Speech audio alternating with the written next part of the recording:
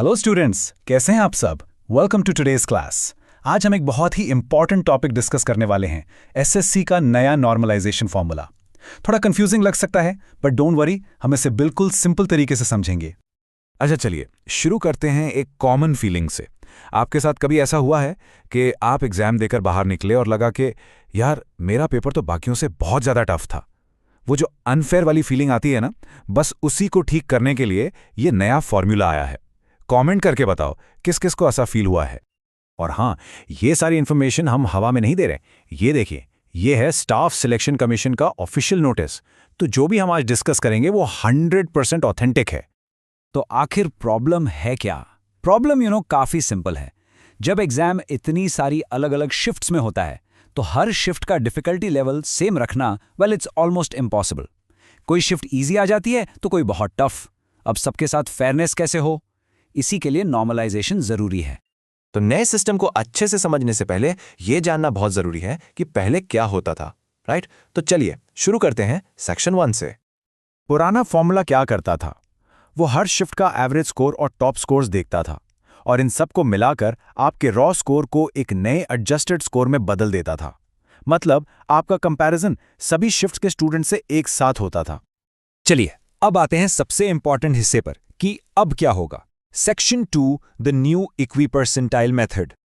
तो ये equi percentile method है क्या चीज? बिल्कुल सिंपल भाषा में समझो। अब आपके मार्क्स उतने इंपॉर्टेंट नहीं है जितनी इंपॉर्टेंट है आपकी रैंक। हाँ, आपकी रैंक, पर सिर्फ अपनी शिफ्ट के स्टूडेंट्स के बीच। सारा फोकस अब स्कोर से हटकर रैंक पर आ गया है। और देखो, ये मैं नहीं कह रही, ये खुद एसएससी ने अपने नोटिस में साफ साफ लिखा है। पढ़ो इसे। The most important determinant of a candidate's performance is his/her ranking within his/her own shift. यही है सबसे बड़ा की चेंज। सो ये काम कैसे करता है? 3 सिंपल स्टेप्स में समझो।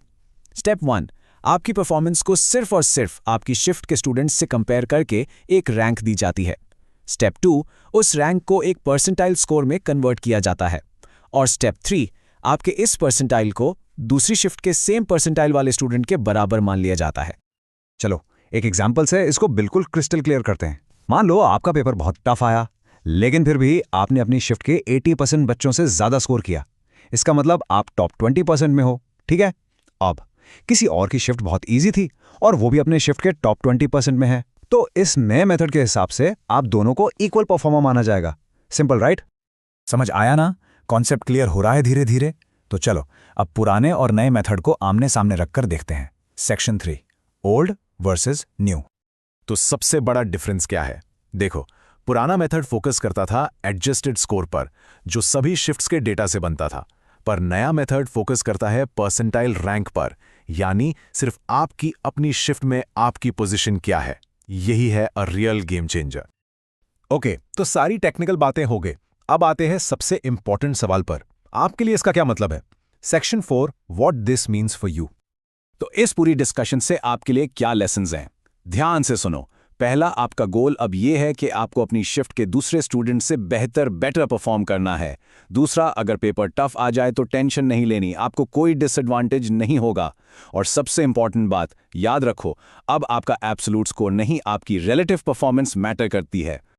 तो आई होप इस सिंपल एक्सप्लेनेशन से आपका सारा कंफ्यूजन दूर हो गया होगा। अगर ये वीडियो आपको हेल्पफुल लगा तो फटाफट इसे लाइक कर दो। अब मैं आपसे पूछना चाहती हूं, आपको क्या लगता है इस नए मेथड के बारे में? ये फेयर है या नहीं? मुझे नीचे कमेंट्स में जरूर बताना। I want to know what you think. और हाँ, आगे भी ऐसे ही इंपॉर्टेंट एग्जाम अपडेट्स पर सिंपल एक्सप्लेनर्स के लिए चैनल को सब्सक्राइब करना मत भूलना और अपने दोस्तों के साथ शेयर भी करना। We'll see you in the next class.